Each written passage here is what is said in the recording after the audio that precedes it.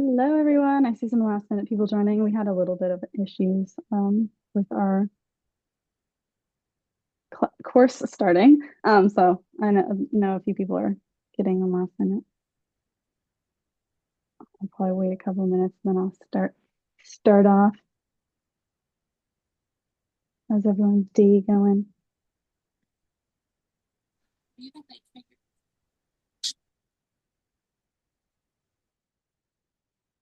Next, muted. Right, cool. I think we'll go ahead and start.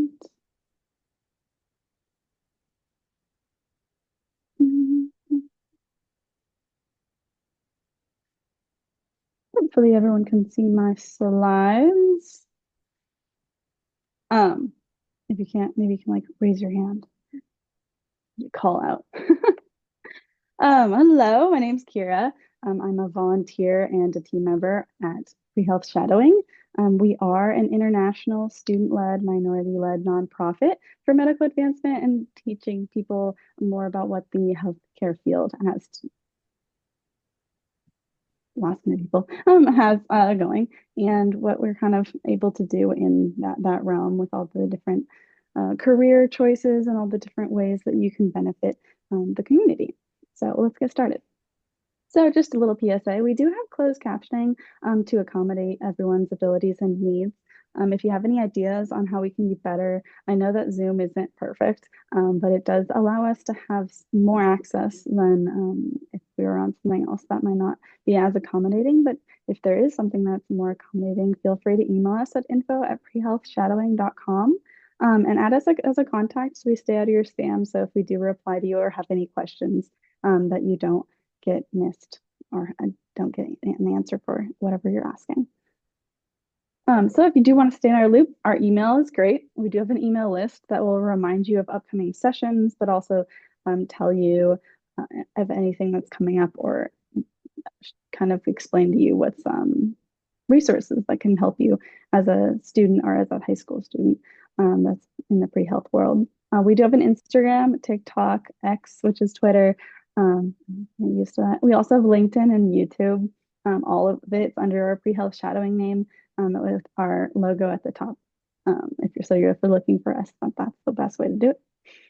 So we do have students from all over the world. I always love seeing people from international places that sometimes the time zones just don't work out and it's 2 a.m. and it doesn't work.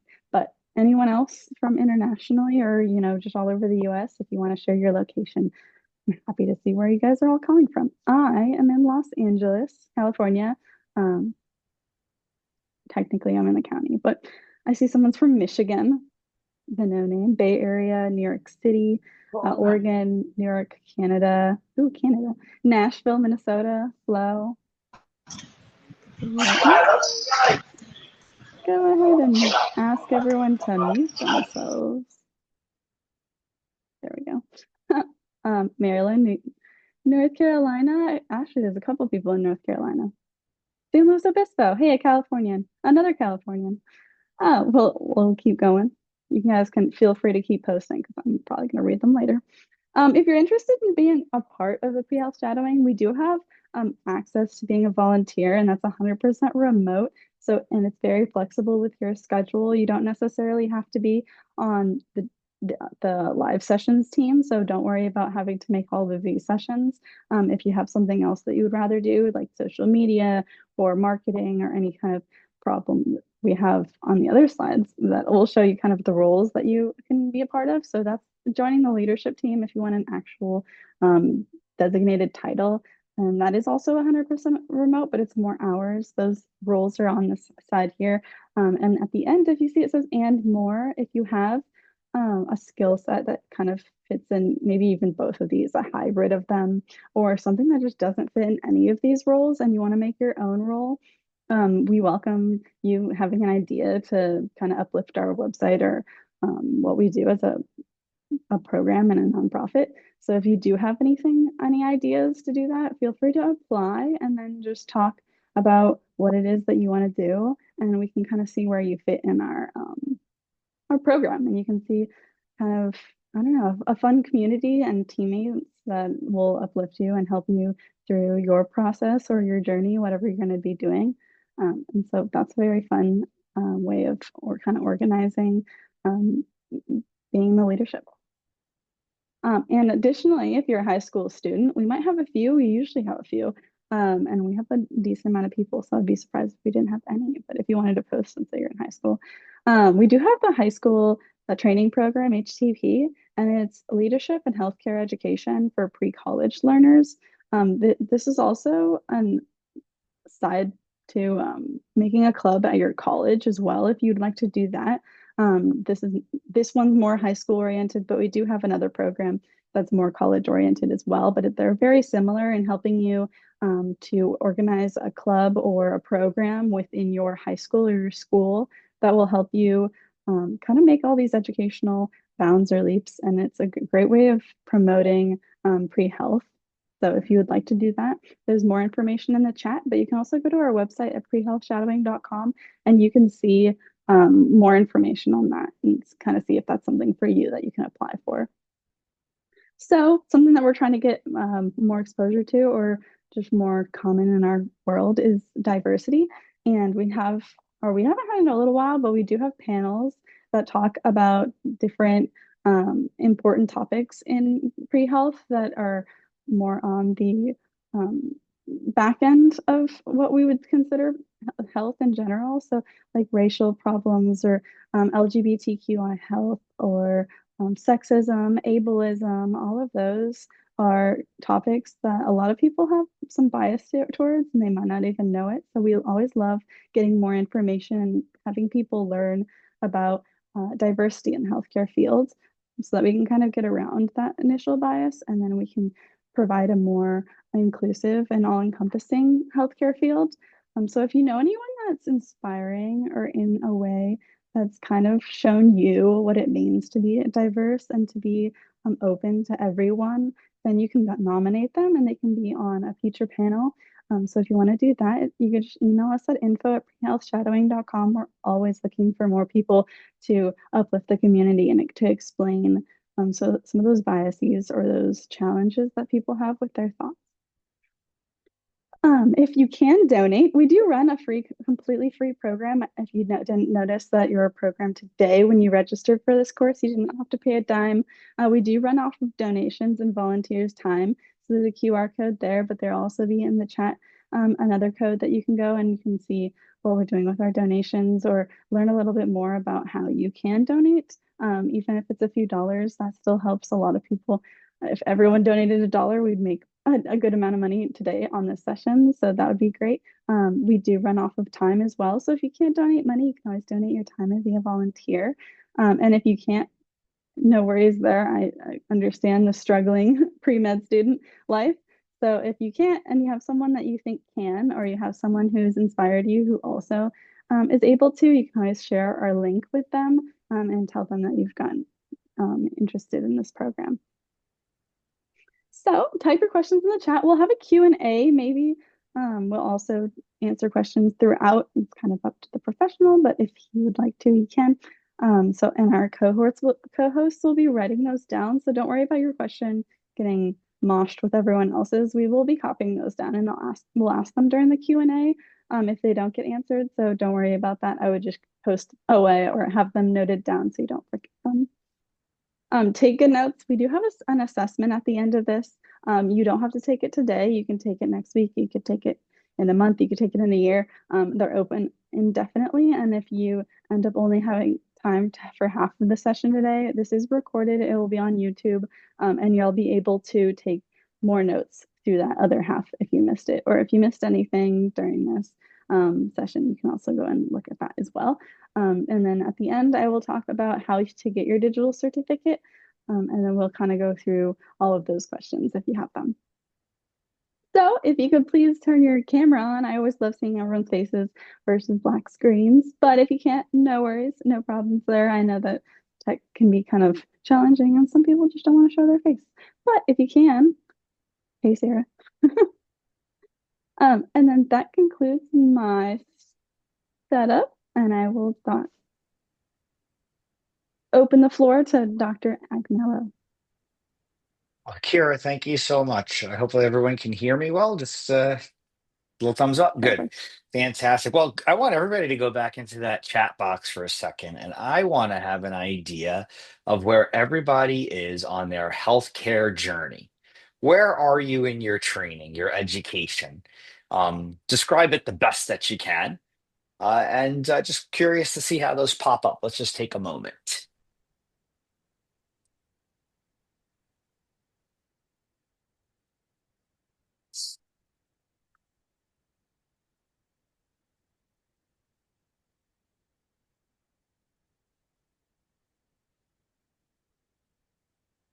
Wonderful.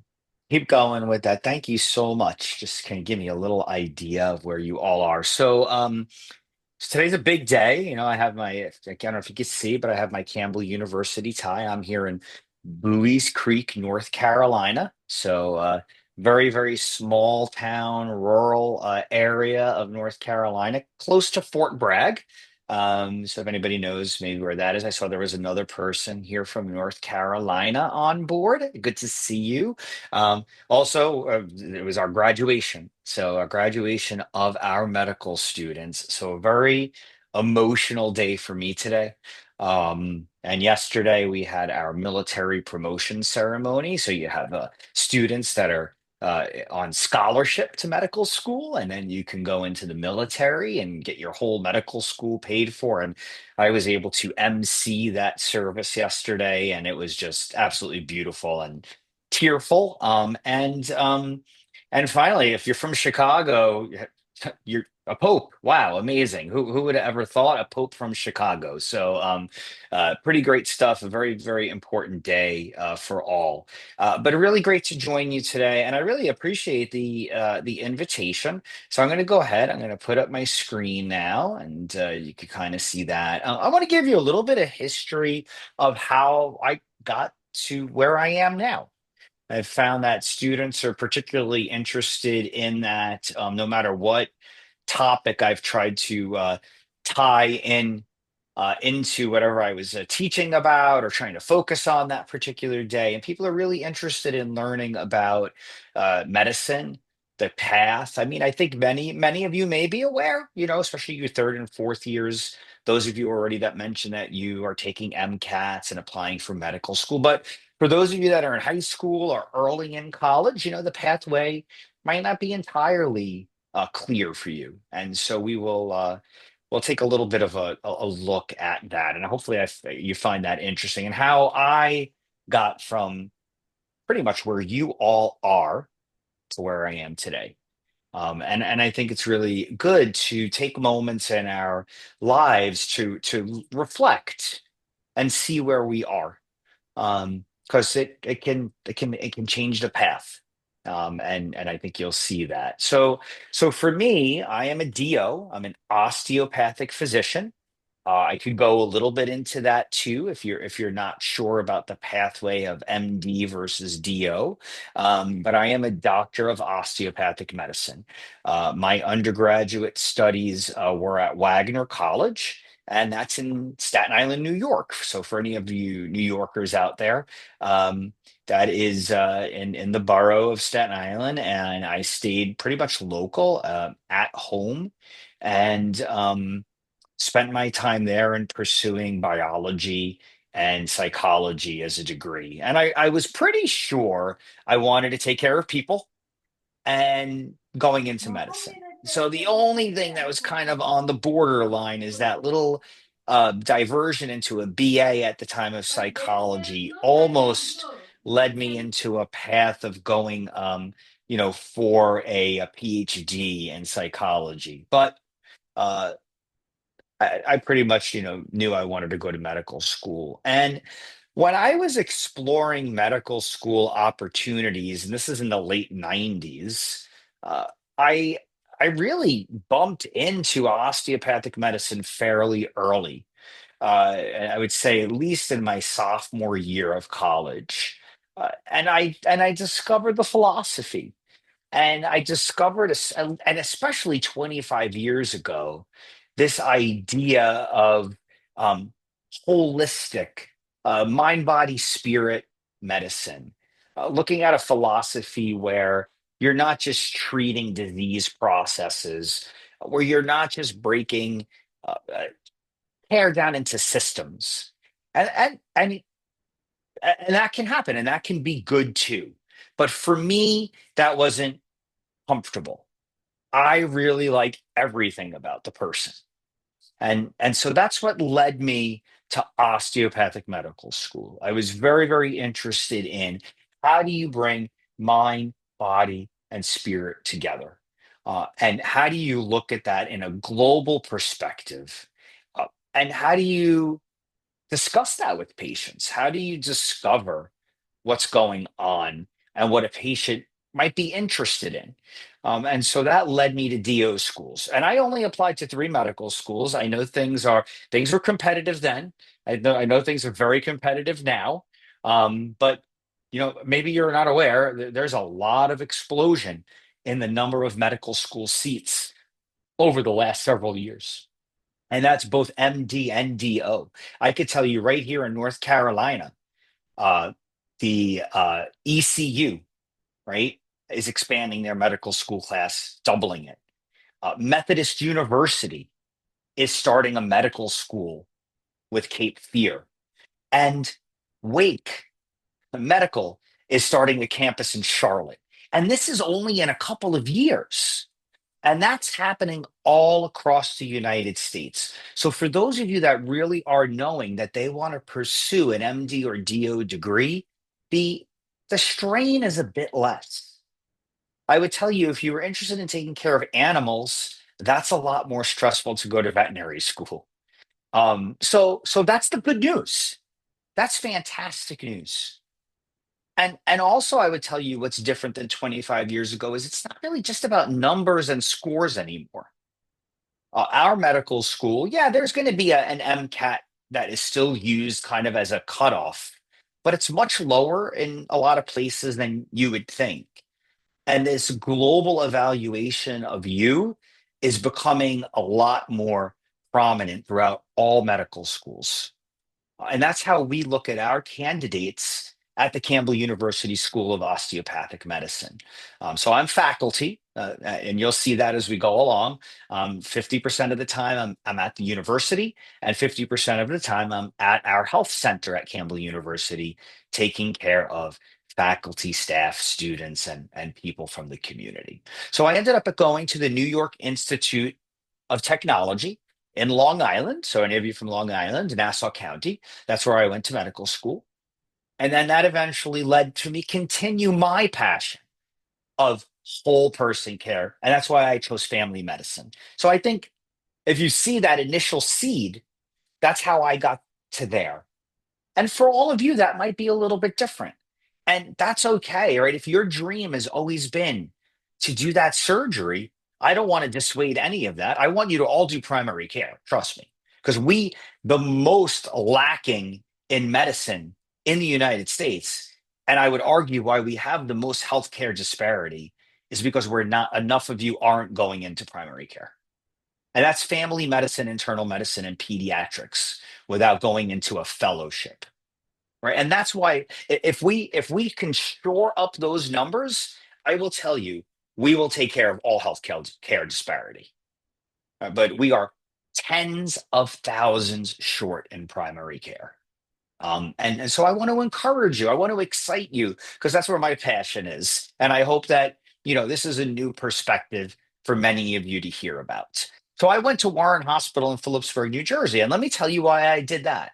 The reason I did that within primary care is because it was a residency where there was no other residencies. So, so, so what's interesting about that is I wasn't with a pediatrician resident. I wasn't with an OBGYN resident. I wasn't with an emergency medicine resident. Guess what? I took care of all those things. And I wanted that, right? It was stressful, right? My medical school journey was a little less stressful because I knew I was going into primary care, which is not very difficult to get a good seat. But once I got to the residency, now I turned it up a little bit.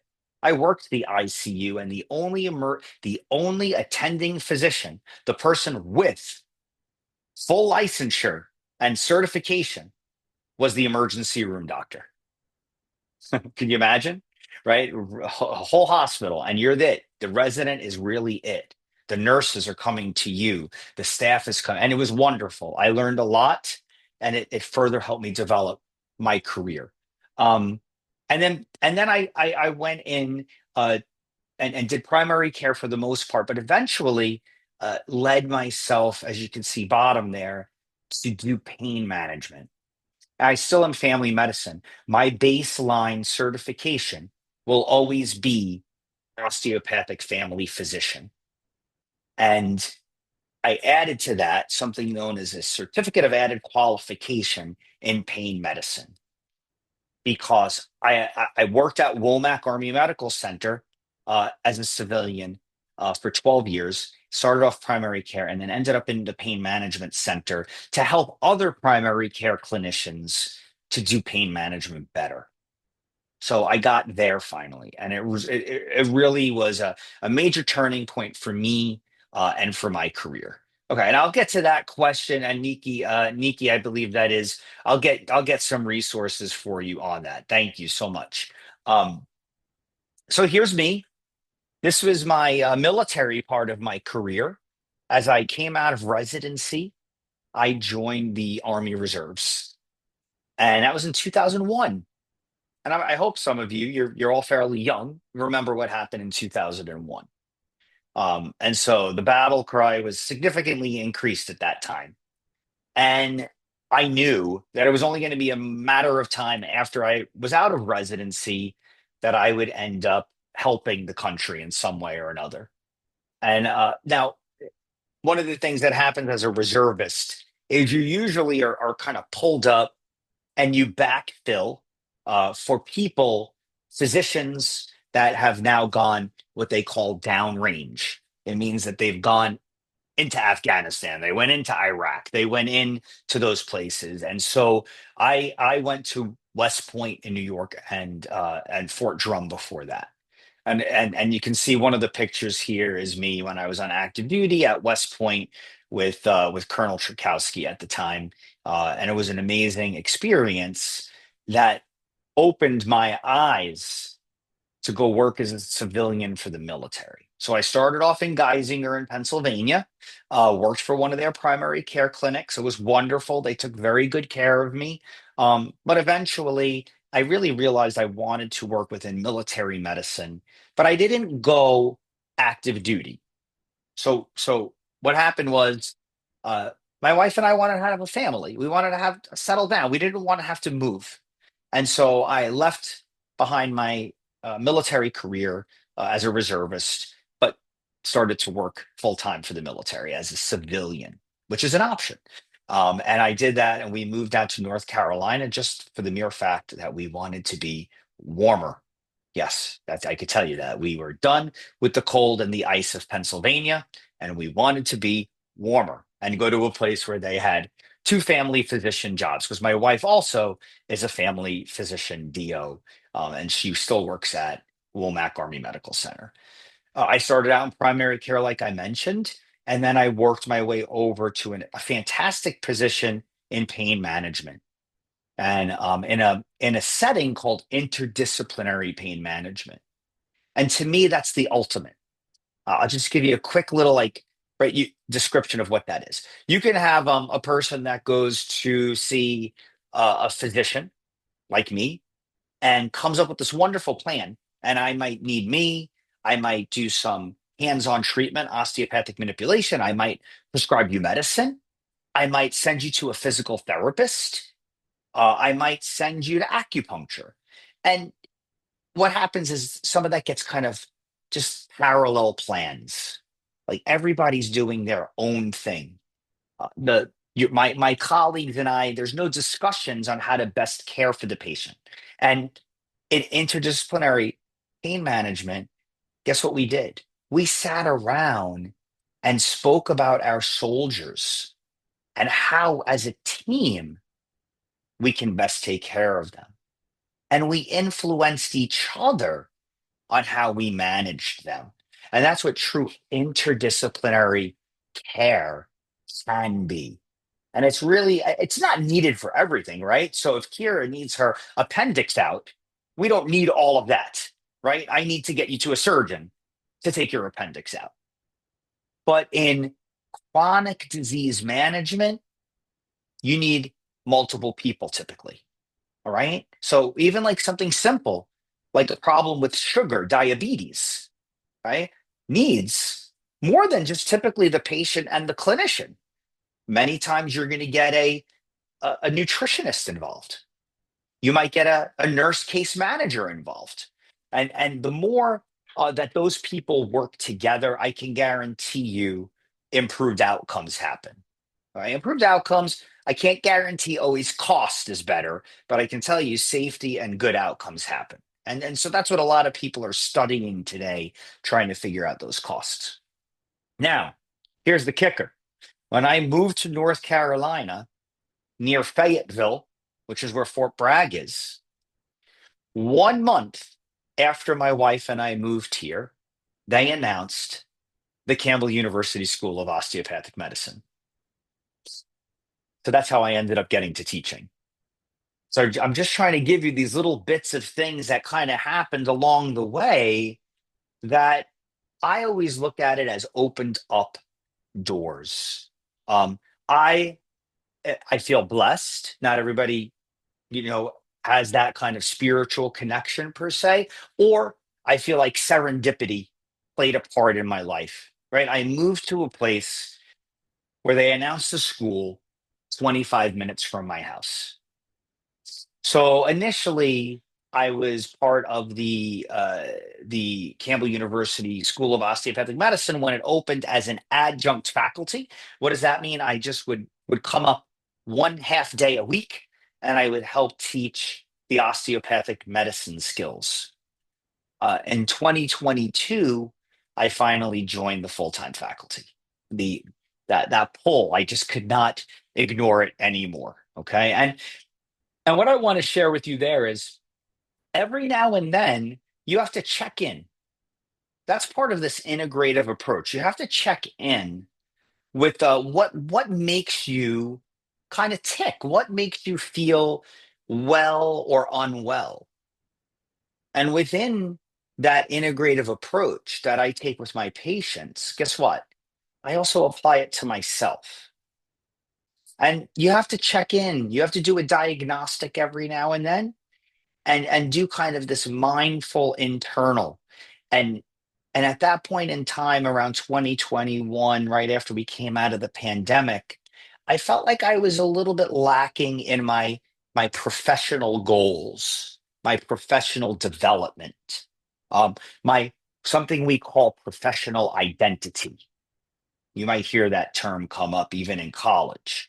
And in this professional identity, I felt like I was lacking and it was dragging me down.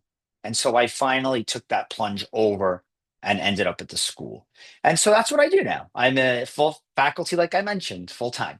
And my approach to patients still is the same as it was at the Integrative Pain Center.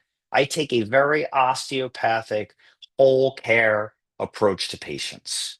Um, Holistic. I'm going to tell you, I'm not totally passionate about that word. Um, Whole body, whole health.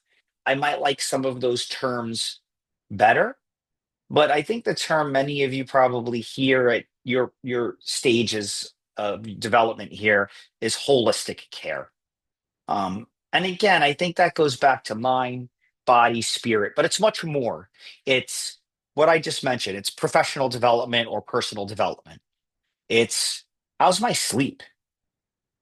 It's what kind of food am I putting in my body? Am I moving? Am I getting good activity? Am I getting along with others better? Well, it's all those kind of things. So that's important. And one of the other things that I learned along the way is to try to listen to patients better. Um, and The key thing that I really learned that I share with you right now is that you have to meet patients where they are. You have to you have to discover what they're interested in. If you can do that, you're going to be tremendous physicians or PAs or nurse practitioners or whatever field of nurses. I'm assuming that there's a lot of possibilities here with those of you that are participating in this call. All right. So that's what the osteopathic approach really is. It's integrative. There's philosophy, osteopathic medicine becoming a DO. A lot of people will mistakenly think about it as manipulation.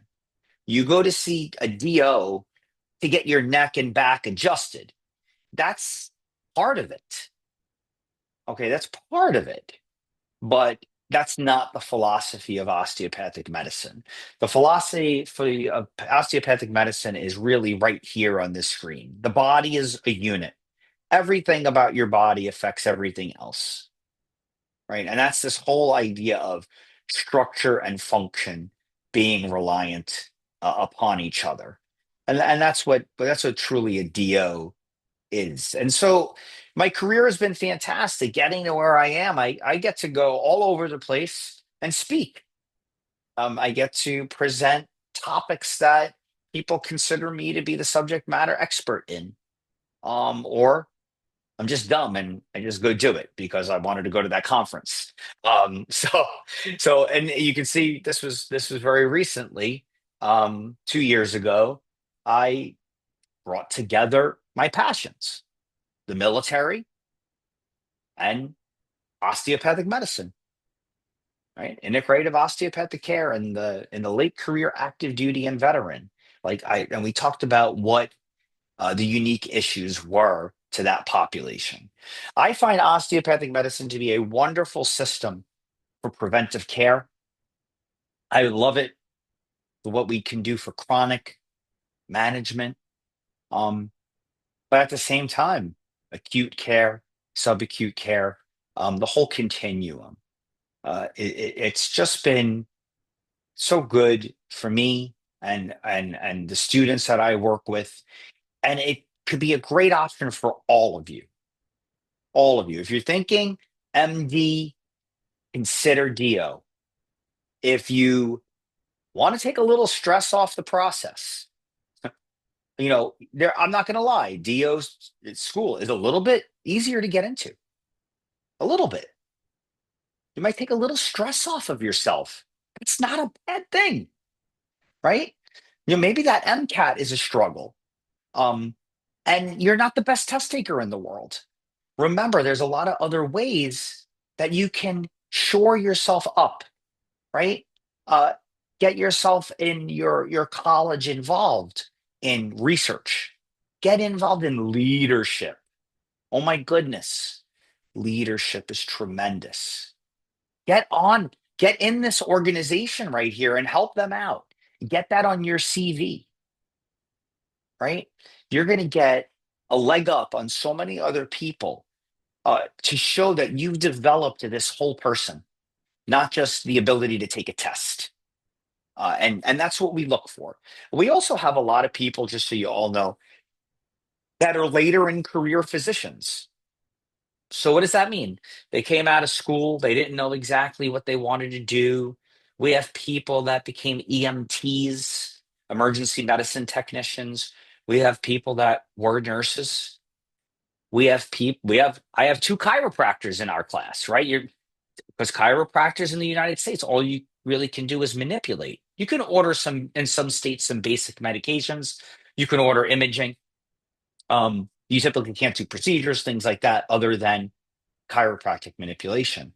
We have those. We have people that were in the military, and we have a whole bunch of people like some of you will do is go straight through, and it's wonderful the diversity of men and women and different careers and different stages of life and different parts of the country. You know, make for a really full student body. And I think that's what many younger people like you are looking for, is that kind of diversity too. So one of the things about osteopathic medicine is it does not defy the need for evidence-based approaches, right? So, when I teach you one day, if you come to our school about manipulation, we're not telling you that manipulation can cure diabetes. I'm never going to tell you that manipulation can cure a migraine, but there are dysfunctions in the body that I can treat and I can manipulate those, and that might yield some really good results. All right. So we never really say osteopathic manipulation is never directed at a diagnosis other than something known as somatic dysfunction, which is really just areas of tenderness and asymmetry, and we try to fix those.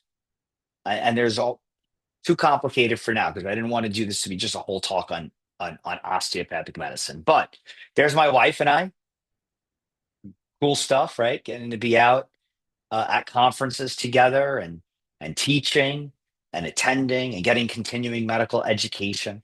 But really important for all of us as medical people is to know about history, exam, and ordering the appropriate tests when needed. Not everybody needs a test. A lot of conditions don't need tests. They just need good listening skills and physical exams. And so here's that idea again, I've already mentioned about taking this whole body. I'm going to avoid that H word. I'm going with the whole body approach, right? Looking at the physical, the mental, the lifestyle. And in pain management, that's where I start. I start here. And I'm going to tell you, I worked at Fort Bragg, right? I worked with soldiers. I worked with veterans. I worked with their loved ones, their families. I worked with adolescents. And I found so many things. Like I'm going to tell you, one thing was these soldiers, sometimes you would take these intake packets, which mine were very deep, detailed, like 10, 12, 14 pages. And you're going along and depression scores aren't very high and the anxiety scores aren't very high. They've never been emotionally or physically or sexually abused. And guess what? You get down to this relationship section and spouse on a score from 0 to 10 circled as a 0. Well, guess what? If that soldier came in with back pain, there's no medicine that's going to fix spouse 0 out of 10. All right. There's no injection, procedure, or physical therapy that's going to fix spouse or child or job 0 out of 10. Guess what? I asked the question and I recognized it. And very frequently, the advice would be, did you ever think about separating from your spouse? And do you know what would happen 6 months later? That soldier would write me and thank me. And that soldier was on no more medication. They came to me on 6 medications. We tried counseling. It didn't work out. We're not together. I'm happier than I've ever been. If you don't ask the questions, guess what? You might go through a lot of unnecessary lab tests, images, medications, and referrals, and you never needed them in the first place. I mean, it's really kind of amazing. I've had patients where their spirituality is what they marked 0 out of 10. And what do I mean there? I'm not talking about religion. I'm talking about that higher connection has been damaged somehow. And so, you know what the conversation with some of those would be? I, I have trouble with my faith right now. The religion I grew up with, I don't really agree with it anymore. But I feel like there's this sense of spirituality there, but I can't connect. And so what would I do with them? At Fort Bragg, we would have multiple chaplains of different faiths. I say, go to a chaplain of a totally different faith and speak with them. And do you know what happened? 6 months later, they would write me and thank me. I'm off all of my medications. I'm doing great. I've reconnected with my spirituality. How do you know unless you ask the question? That's why I'm telling you, you need to meet people where they are. And that's what this kind of system of care for the patient has taught me. Okay. Um, Here's another talk that I got to do. This one was this year. I did a student workshop on acupuncture.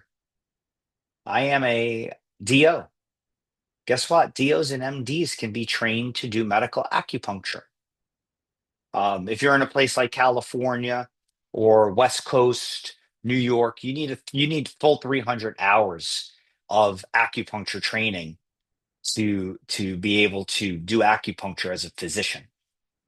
In other places, that's not required, like North Carolina. But I did it anyway because it was an opportunity with the military. And then I was able to share some of my knowledge with first and second year medical students, DO students, um, to open their eyes to other possibilities.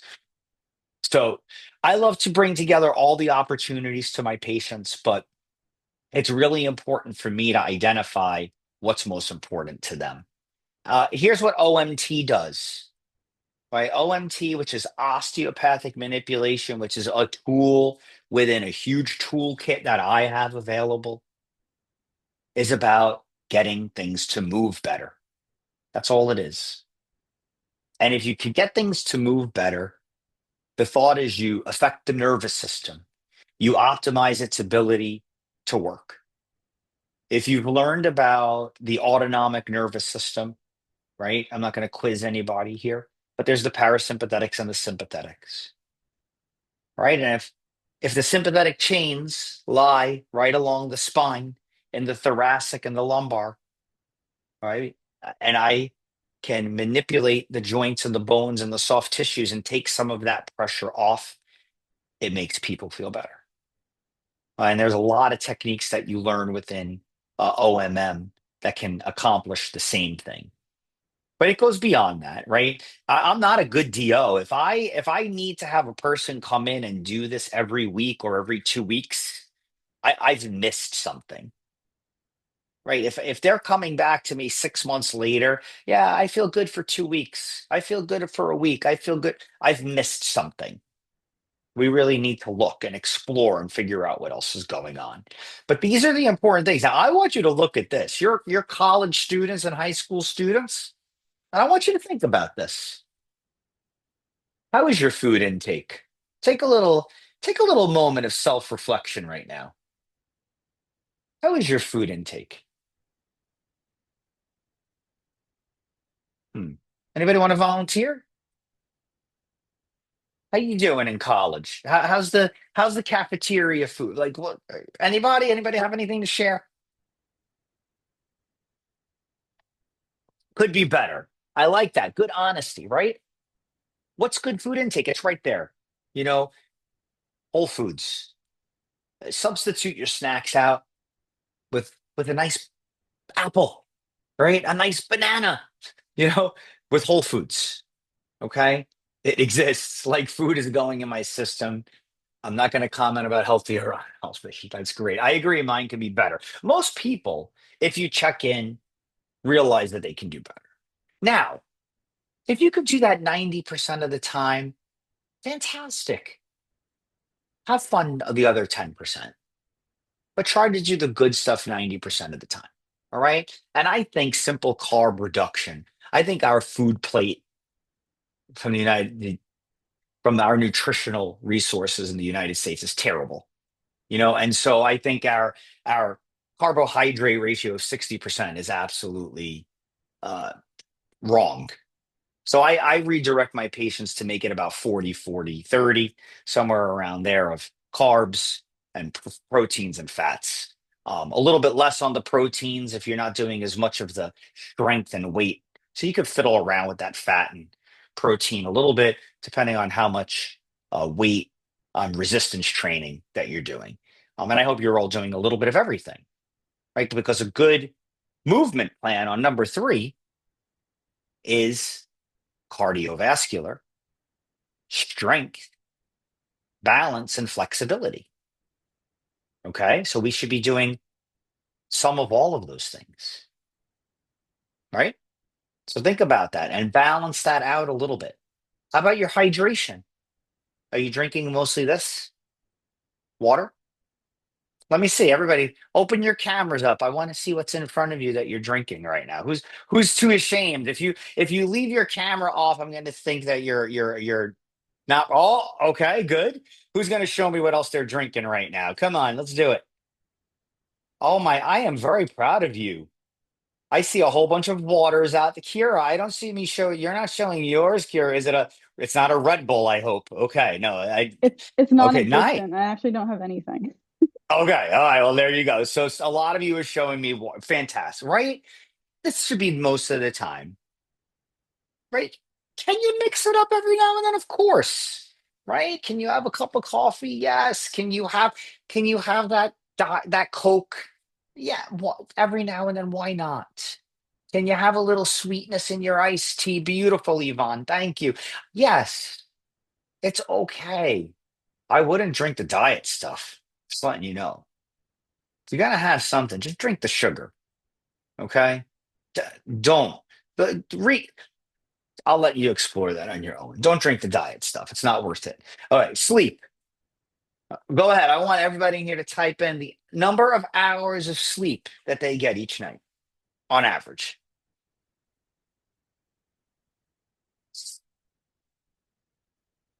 Hmm. I like not enough answer.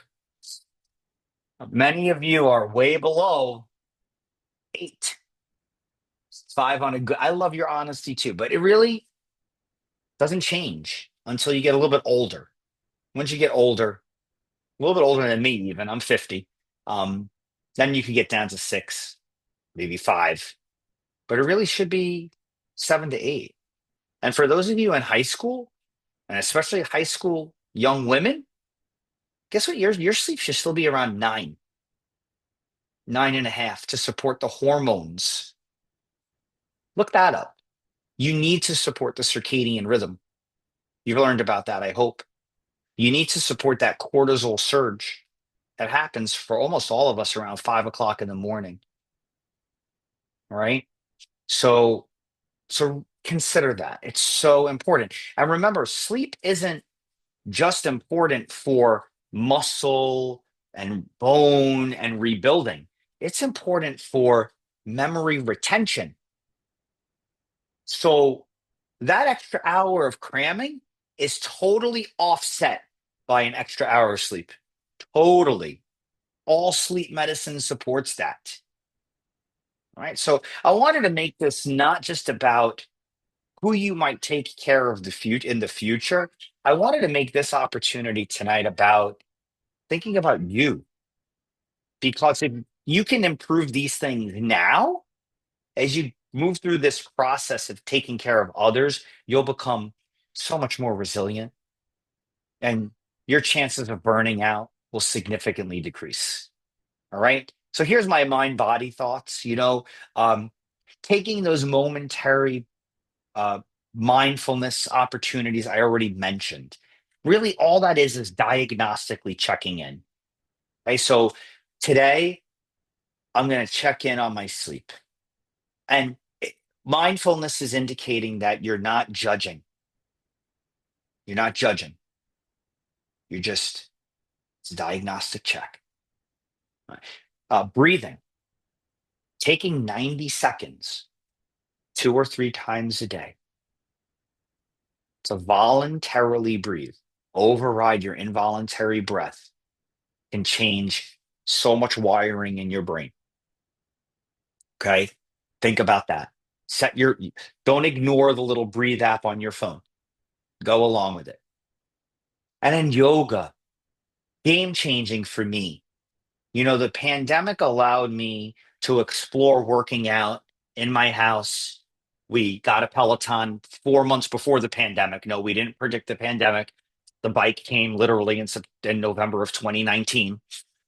And we use that thing since then, my wife and I, between the bike and the treadmill, every day at 5:15 in the morning. Every day. Every day since the pandemic. It's changed everything. And then I've added in movement with yoga and flexibility and balance. And that really helped to center me quite a bit. So think about these things. So if you bring this all together, this is what you can do for patients. You can do it for you and for patients.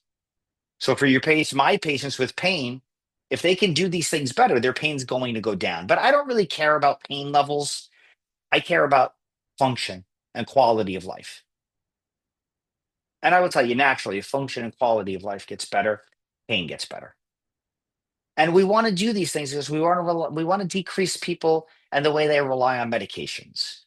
And we pick on opioids, and I put that here today just because we did a terrible job in the past in medicine, and you're all blessed. You won't have to deal with that in the future.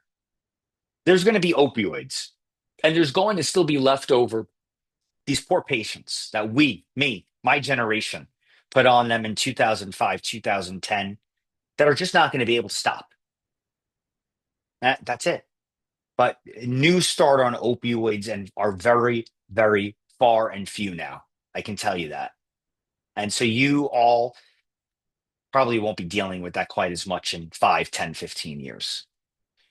Quality of life. I've already talked about this. So here's just a quick little thing. I'm just going to give you this little sample patient. Here's our 35-year-old office worker, chronic low back pain. It's been going on for 2 years, sitting at work, they don't have a standing desk or anything like that. They're 8 to 10 hours a day at the computer. Their pain is increased after they sit for long periods of time, and their posture is just terrible. And so when I go ahead and think about a treatment plan, I offer them, what are you interested in? And some might want to do OMM, some might want medications, some might be open to stretching, relaxation, uh, optimizing the work environment. You know how many times I've wrote a medical necessity letter for a standing desk? And guess what? It makes people better. 30 minutes standing, 30 minutes seated, 30 minutes standing makes people better, right? Get them to therapy, improve their strength, their balance, their flexibility. Of course, I'm going to have done a great history and physical exam. And if I need to, if it persists, the pain keeps going, I might have to I look at don't some think this really counts as shadow. imaging. Oh, sorry. And then maybe we do some manipulation. I already talked about that. Maybe some people are interested in food and lifestyle, and we might supplement. We have options. I've tried to find those patients where they are. And I love this. If you walk away with anything today, this is my favorite. This is what I actually, this is my hack. Here's my hack of the day. My nurse will give my complex pain patients this at the first visit before I even go in to see them. And she tells them, circle what you're interested in and cross out what you're not interested in. And if I go in the room and have acknowledged that, instantaneously we've built trust. And right there, that makes patients better. All right. So you can see here, self-care, self-management is that blue circle in the middle is so important. And everything else is kind of adjunctive, add-on, opportunity. That's what I look at it as, opportunity. And if you do this, I've already told you, you get improved patience, you get good satisfaction, pain goes down. So that's pretty much the sum of it. I hope you find that interesting. I see a question. I saw some question. Hold on before I ask all those numbers in there about. Hold on, I'm rolling back. Okay, let me answer this one, and then people can type in other ones or let the team know. But as a DO, have you in your career encountered any stigma or misconceptions? I love this question. Hold on, let me stop sharing. Great question. Okay. I have not. I have not. Everybody put your cameras on now. Now that we're done with all that slides and stuff. Put your cameras on. I want to see these faces. I love the youth. I love when I go over to the university, undergraduate university. I just go and stand in the middle of them all walking around. It makes me feel 20 years younger. So do it for me. Ah, let me see those faces. Beautiful. Thank you. Um, no, I have not. Now, others I've been with have. Yes, definitely. So again, my path, I like the gentler path. I like the smoother path. I chose the less stressful routing. And a DO in primary care is, everywhere. Is every residency program. DOs are everywhere. Duke, UNC, Georgetown, everywhere. Now, if you're one of my students and you're thinking about going into neurosurgery, it's probably the stigma is going to be there. All right. So I'm an honest broker here. I don't want to give you misconception. I would steer you still if you're thinking, wow, I'm a fourth year college student and I know I want to be a neurosurgeon one day. I'm going to tell you, probably it's not going to happen if you go to a DO school. It's not going to happen if you go to a Caribbean medical school. You're going to have to make an American medical school to make that happen, an MD school. Now, I will tell you this 10 years ago, I would have said the same thing if you wanted to be a neurologist. But one of our students that graduated today is going to Harvard for child neurology. All right. Little Bowie's Creek, Campbell University School of Osteopathic Medicine. So you're going to Harvard. 20 years ago when I graduated, one of my colleagues that did OMM, we did an OMM undergrad. We spent an extra year at DO school just to do OMM, extra OMM. She went and did physical medicine and rehabilitation, PM&R. Have anybody heard of that? PM. She went to Harvard. All right. She's at Johns Hopkins now as a practicing physician. I'm throwing big names at you. We have at our little Campbell University students that are doing orthopedics at Duke. You've heard of Duke, right? All right, maybe in California, you guys all think UCLA and Stanford are the best, right? But we got Duke, we've got UNC Chapel Hill here in North Carolina. We're proud of those schools. I'm not there, but I'm proud of those schools. I'm proud to be in a state that has those hospitals, right? They're only an hour from me. So if I need something high end like that, I could go there. I have students that are going over there for pediatrics to Duke, Chapel Hill, ECU. I have one of our students returning to do family medicine at UCLA from California. I have another student that's doing pediatrics at UCLA. So our students and DO students throughout the country are doing fantastic. And so the stigma is really, it's not like you would think. And I would tell you in your schema, you should highly consider DO school. I would tell you that's going to be the better path than going to an out of country medical school. Okay. What did you believe on going into PM&R through? Yo, they love it. That DOs and PM&R are like that's what they're looking for. ECU's PM&R program is half DO. That's a allopathic MD sponsored institution. Half the program, one of the best programs in the country, is at ECU. Half of it, and two of the students typically from our school. So PM&R is a great way to go. To be a DO really correlates beautifully. If that's what you're thinking about, I would advocate for a DO school, to be honest. You probably be very, very happy. Dermatology, not a problem. We have osteopathic dermatology residencies, but we've had students very successful in getting into dermatology. Now, We have a different licensing board. We have something called COMLEX, and the MD world has USMLE. So our students that want to do dermatology also have to take USMLE typically if they want to do dermatology. That's it. That's the only extra. That's it. So dermatology, we have some amazing people that are in dermatology right now from our school. Um, I think foreign students from underdeveloped countries should come to our schools. Go be a DO. Come, but I don't think that's any problem. You'll get into No, don't be worried. Just be an amazing person. You might even have an advantage. Okay. I mean, really, schools are looking for a diverse student body. My school's looking for that. All the schools are looking for that. So you will get into competitive fields. Yes, you will.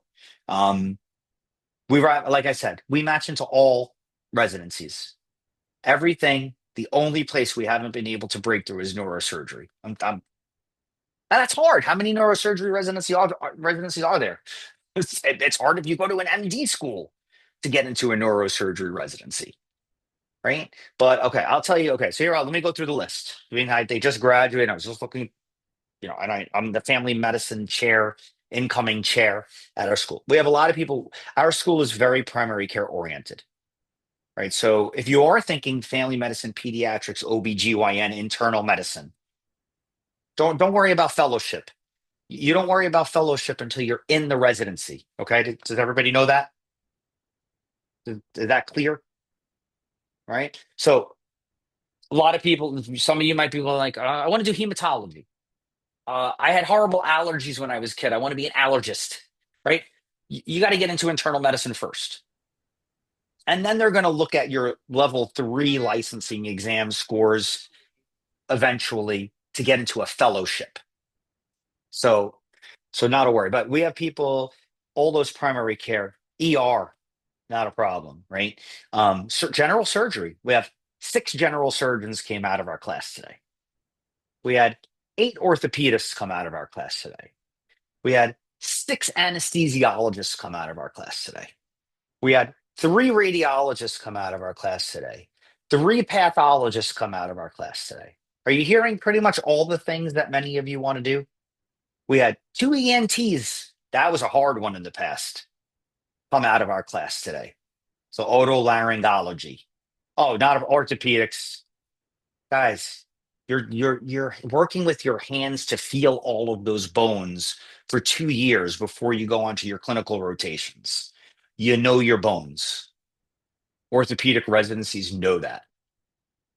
We've bust all those barriers. Guys, there can be pockets of the country every now and then that might be a little hold off, right? Am I going to encourage my student to apply to the orthopedic program at NYU? Maybe not. I know they do well at Duke and UNC. Those are pretty good places, right? So we do have a certain ounce of reality, but if you're like, hey, I want to go to NYU to do this, hey, all the power to you. I'm sure somebody can bust through the ceiling and make it happen. Ooh, good mentors. So okay, when you evaluate where you're going to go to medical school, I'm going to give you some practical advice because I sit on some of the interactive student dialogues that we do for potential students. Uh, Check to see if that school assigns you an advisor at least right out of the gate, a faculty advisor. All right, so that should be part of your interview process if this is interesting to you. Do we get assigned a faculty advisor? Now, advisor doesn't mean mentor. I know, you know, that doesn't mean mentor, but your advisor who's basically like, hey, you got to do this, you got to get that, will help you engage with the appropriate person that can then evolve into that mentorship role that you're looking for. Or they have a really robust, like big sister, big brother type of program. And those folks help you get to that mentor that you're looking for. So hopefully I would ask that question. Most of you should ask that question on your interviews. I get asked that. We get asked that all the time for that one. Let's see. Mentors, orthopedic, DO, residency, dermatology, PM&R. I think I got through all the lists that I can see. Does anybody want to ask a verbal or make a comment or talk? Someone asked earlier if you had any resources to follow the current state of primary care to better understand the space, and you kind of mentioned that you'd look Okay, at so what touching I that. would do, you got one thing you can do is look at the number of residency slots. You can go online and you can find the most recent match from 2025, and you will see there's many open family medicine slots, pediatric slots, and internal medicine slots. All right. Just that alone should give you the picture. But if you kind of do some state by state analysis, your states will usually have somewhere in their data on how short they are on primary care. And you'll kind of see those numbers. And a lot of the hope from the late 2000s, um, some of the Affordable Care Act, stuff like that, we thought that what they call mid-levels in the old days. Okay, we thought that like our nurse practitioners and PAs, physician assistants, would come in, charging in, and take up all those slots. Guess what? They go into specialties too. They're not taking up those slots. PAs and nurse practitioners were not the answer. I'll give you a statistic from my university. I couldn't believe. I almost fell on the floor. 2018's graduate class from Campbell, PAs, 52 PAs. One PA is doing primary care right now out of that 52. One. So that's not filling up the slots. Not that I'm making want to make you feel guilty to do primary care, but I really want you to do primary care. So I'll be your mentor one day if you would like that. I promise you. Interview questions. What other oh, okay. So I'll tell you this. This is really interesting. Some of our schools, I think you'll like this information. Maybe I don't know, but we'll get the feedback later. Um, we do something called interactive dialogue sessions. I don't know, maybe you won't like this. So if in our school, if you got to this, it pretty much means you're in good shape. And we have like 8 or 9 of you come in to meet with 2 of us at the same time, and we have you ask the questions of us, kind of see how you interact, how you speak, things like that. And people love it because the students love it because it's very relaxed. Um, so that's how some places are doing it now. Uh, Realistic questions in some other places, or what I would used to ask.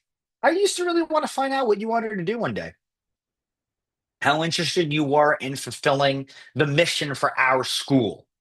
So what I would know is what the mission is for the school that you are speaking to that day.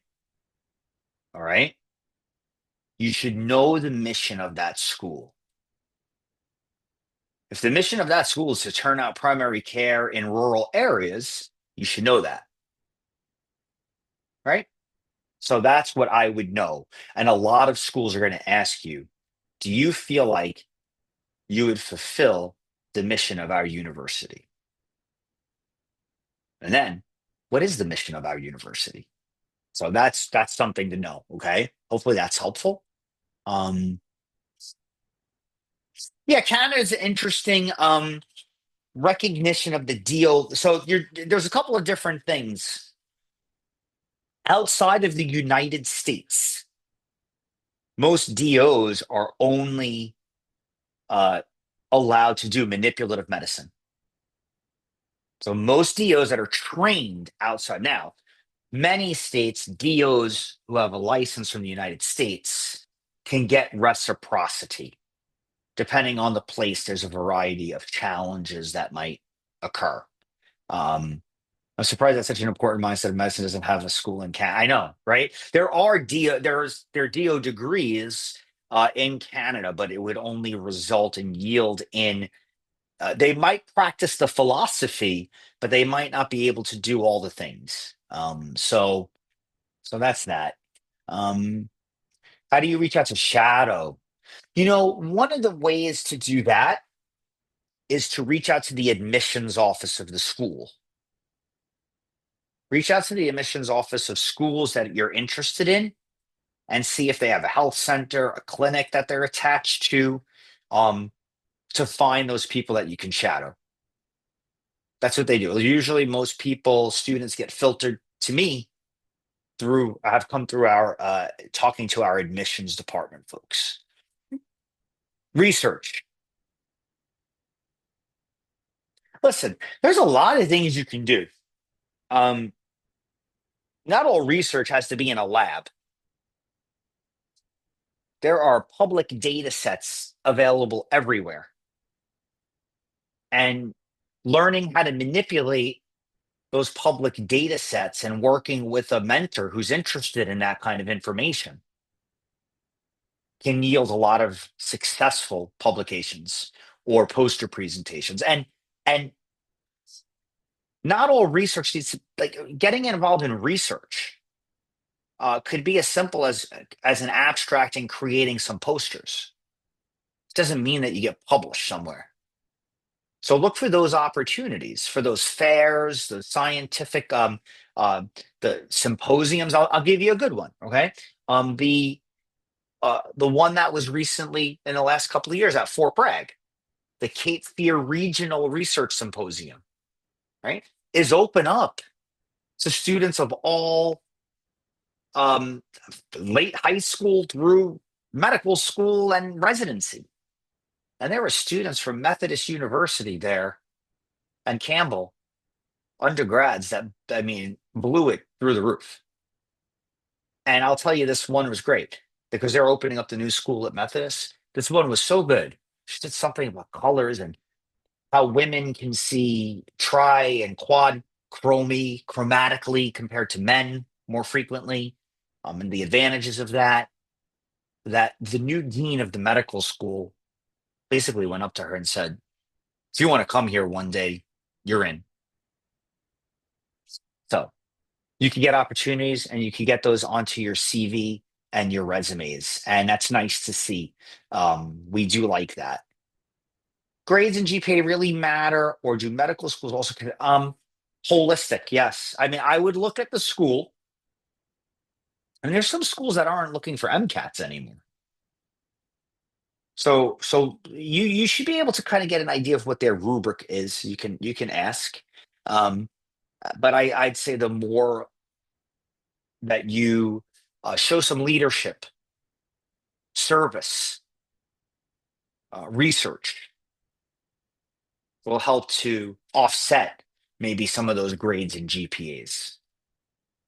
Yeah, I don't know about shadowing a neurosurgeon. That can be quite difficult. Is working as a medical scientist considered as research? If it helps to generate some papers and posters and things, yeah, why not? And how about, oh, my delineation is 50% 0.5 at the health center, so seeing patients. Point two, helping teach OMM, the osteopathic manipulation, to first and second years. And then point three is to kind of run administrative stuff. So hopefully that answers most of your questions.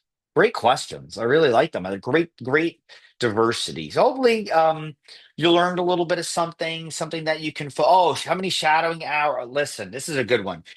I you know, somebody that's going into PA school, they need to have a lot more hours than somebody going into medical school. And the reason is because they have a shorter duration of time that they're actually in PA school. So they need to kind of get out of the gate a little bit quicker. Uh, Shadowing is probably not something you should lose sleep over. Um, if the opportunity avails itself, take it. But if you get calls, if you call and keep getting no and no, I would just document and record that. You know, coming out of the pandemic, it was very difficult to get people to bring you in. That should be loosening up though, and getting easier now. Oh, opportunities, get in your clubs, your organizations at your schools, get a leadership position. Doesn't matter what it is. Is it always great to be the president or the chair? Yes. Does it have to be the biology club? No. Right? It could be student government. It could be a variety of different organizations that you're passionate about. Just show that you can do it and you can organize yourself.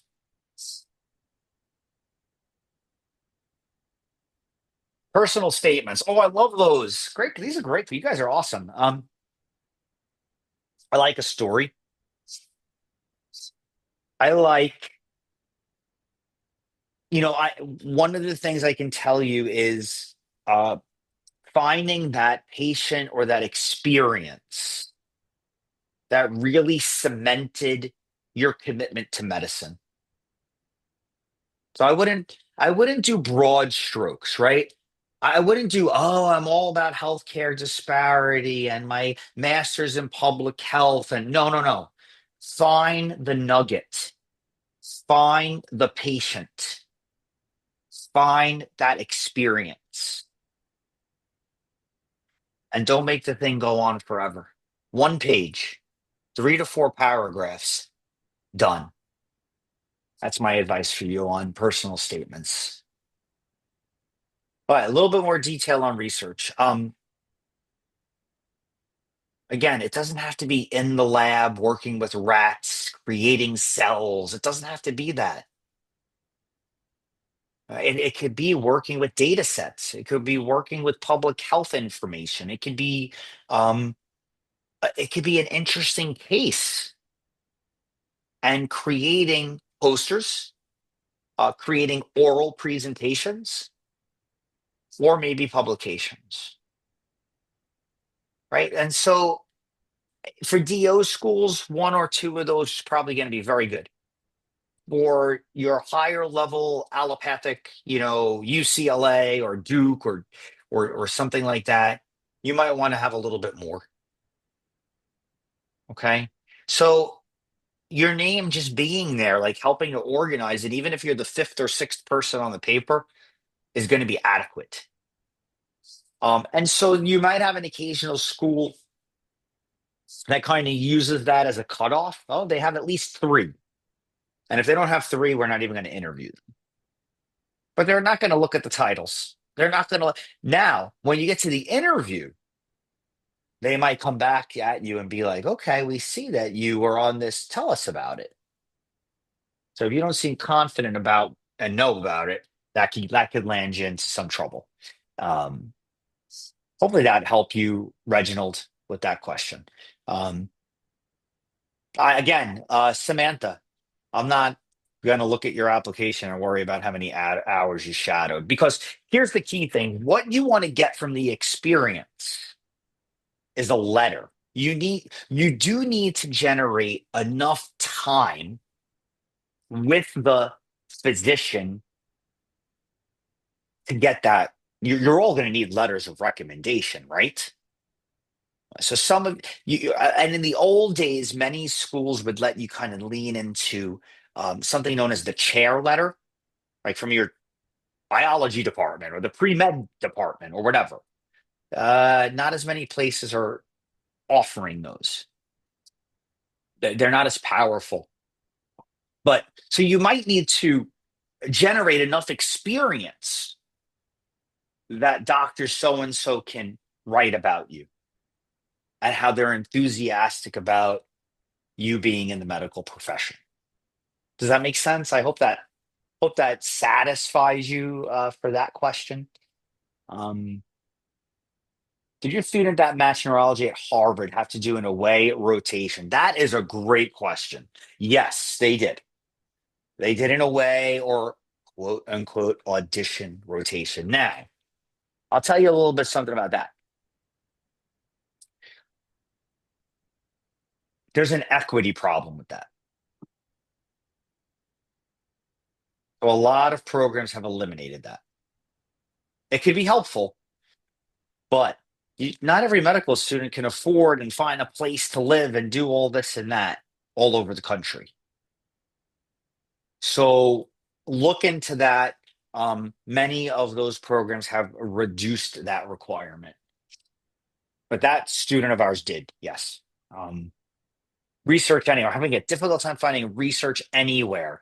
How can I convey a message that I've tried looking for opportunities? Ugh, that's a tough one. And if you can't find it, then shore yourself up with leadership and other opportunities. I still think you can work around it. Or talk about what your interests are, somewhere within your personal statement.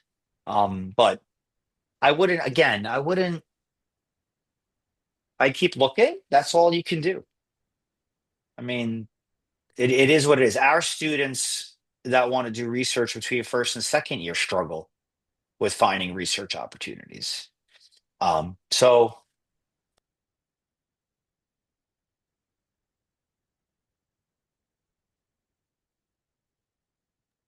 oops. Sorry, I Got it. killed you. Okay, very good. And then endocrinologist. Last question. So So that's not that hard. Endocrinologist, internal medicine, a fairly robust internal medicine residency will get you into an endocrinology fellowship. All right. I hope that helped. I'll turn it back over to you here. Thank you so much. I have one last question. If you could give Yes. everyone one piece of advice on their path toward medicine, what advice are you going to give them? All right. On your path towards medicine, I want you to be true to yourself. Find your passion and just keep your mind open and let those doors be available to you, right? People talk about closed doors all the time. I find that people close those doors. It's not somebody else who's closed the doors on them. So don't close any doors. There are lots of wonderful opportunities in medicine right now. And if that's your interest and your passion, we'll all be calling each other doctor one day. So blessings to all of you. Thank you for your time. Thank you for having me and have a wonderful evening. Thank you, Dr. Agnello. So I'm going to finish up quickly with my little presentation. Hopefully you guys can all see it. Um, if you can't, let me know, or I can always send it to you if you really need it. So one of the things that we always recommend is everyone reflect on their sessions today. There was a lot of questions on shadowing.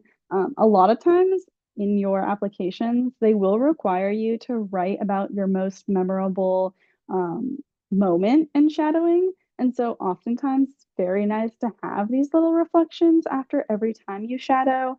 Even if you're shadowing in person, I would still, every time you shadow, even if it's for an hour, be writing down. We have three recommended questions here, but you can always make your own questions so that it can be a little more personal. But we do have what brought you to the session today. Why are you shadowing? What are you interested in? Was this topic something of interest to you, or are you trying to broaden your scope of medicine and see what section that you're more interested in? What are your three main takeaways? What did you get out of this presentation that you weren't really thinking about when before the session? What do you want to learn more about? Maybe that's more on this topic. Maybe that's more on completely different fields. Maybe it's more pain management oriented and less family medicine oriented, but anything that you want to specialize in can also be something that you want to learn more about. It doesn't necessarily have to be from this session. It could just be an inquisitive thought about what you want to do. And if you post those on LinkedIn, we do oftentimes repost if you tag us in it. And so those will be up on our page. And it's a great way to get your exposure and have other doctors see that you're contributing to the community and seeing some kind of I don't know, growth in how you're seeing these sessions or what you're thinking about, or you can look back and see when you started shadowing, how your sessions, how your reflections were versus nowadays. It's a great way to say like, hey, I started off and I was at this point, and now I'm at this more inquisitive point, right? It's always nice to have that kind of looking back and introspection on yourself. So that's a great way to get out there. I know a lot of people are kind of asking about that. Since we are international, we do have a lot of international doctors that are following us as well. So if you want to follow us and kind of get more connections through that, you're more than welcome to. Again, you can always join us. If you're going to join us, you can also try to get onto the leadership team. That's also a great way to be a leader and to show your growth, but also what you're growing. We have a bunch of different leadership roles that you can do, and then you can have kind of an explanation of, hey, like when I started, there was this issue or this problem, and I helped fix whatever the problem was, or I helped grow or expand or create depth in that area. So volunteering is a great opportunity to do that, whether it's online or in person. I know that a lot of local hospitals really need volunteers, so if you want, that's something that you want to do as well. But if you want to do 100% remote, we're perfect for you. We're very flexible. We kind of meet your whatever your schedule is. If you want to work in the middle of the night, you can go for it. Um, Sometimes we have meetings during the day, but you can always say that you can make them or you can't make them. So again, if you can donate, we're completely free and accessible to everyone. So we do run off of donations and time from our volunteers. So if you know someone who can donate, or if you can donate, that'd be amazing, even if it's a few dollars. If not, no shame, no worries. And last but not least, I know that everyone's kind of itching to do this. I assume a few people have already started it, but it's 30 minutes. You have to get 70%. There's 10 questions, so you can get 3 of them wrong. If you were paying attention during the session and maybe you wrote a few notes, then you should have zero problem passing this assessment. If you were napping, you probably might have a little bit of a struggle. They're not Googleable questions. So if there's any problems with that, I do know sometimes people load the quiz and there's like no questions. You can just email us at info@freehealthshadowing.com and we're happy to work with you through any kind of technological problems you had. The quizzes again are open indefinitely, so you don't have to take it today or tomorrow. You can just take it whenever. Also, if you want to go look back at the video and you want to take it next week, fully open to. To get your certificate, though, you do need to pass that quiz. And at the top of the page, there's a little button that says finish this course. Sometimes there's a banner covering that. Just exit out of the banner or any banner on your screen and click finish the course, and it'll download your certificate. If you have any problems with that as well, you can always email us at info@freehealthshadowing.com and we can fix that for you. So again, if you missed any part of this, we will have this video up within 24 to 48 hours. It kind of depends on how the downloading speed is of this session. And then that'll be on our YouTube. It'll also be on our website in the same course page. So if you wanted to save that and just come back to it tomorrow or in a couple days, you're more than welcome to. You can visit our YouTube channel and see other sessions as well. And you can go through those and get the same certificate and the credit for completing those sessions. It's the same run of delay. It's an hour and a half to watch the video and then about 30 minutes to take the quiz. So you get 2 hours of shadowing per session that you watch. And we have almost 200 videos recorded on our YouTube. So if you wanted to go get a ton of hours and cram those in during your free time in the summer, I know someone was saying that they're going to get 9+ hours of sleep. Maybe this will kill your 9+ hours of sleep, but that's up to you. I leave it up to you. So be sure to catch our sessions every week. And then if you're not on our email list, you can be on our email list and we'll be emailing you. Sometimes sessions just pop up here and there. So I wouldn't just look at it and go, oh, there's not another one for 2 weeks and then potentially miss one next week. We do try to have at least one a week. But I look forward to talking to anyone who has any questions about our program specifically. I can talk about the leadership team or volunteering or any of those questions. And I wish you guys all the best.